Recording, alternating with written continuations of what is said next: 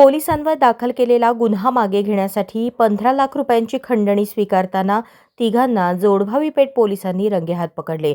ही कारवाई शुक्रवारी दुपारी घडली।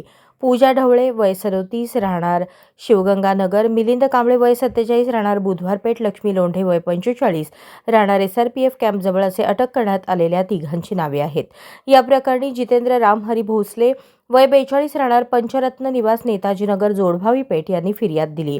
फिर्यादी भोसलेवर गुन्हा दाखल केला होता। तो गुन्हा मागे घेण्यासाठी आरोपींनी 15 लाख रुपयांची मागणी केली।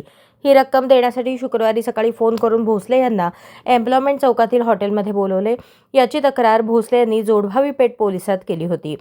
घटनेची खात्री करण्यासाठी सहाय्यक पोलीस निरीक्षक विष्णू गायकवाड यांनी 2 पंचांसोबत पथकासह हॉटेल परिसरात सापळा लावून थांबले। भोसले यांनी आरोपींना 50,000 रुपये रोख, 1.5 लाखांचा चेक आणि 13 लाखांचा असे 2 चेक दिले। त्यानंतर पोलिसांनी लागलीच तिथे येऊन भोसले यांनी दिलेली रक्कम आणि 2 चेकसह तिन्ही आरोपींना ताब्यात घेतले आहे। या प्रकरणी तिन्ही आरोपींवर BNS कलम 308, 2, 351, 2, 35 अंतर्गत गुन्हा दाखल झाला आहे।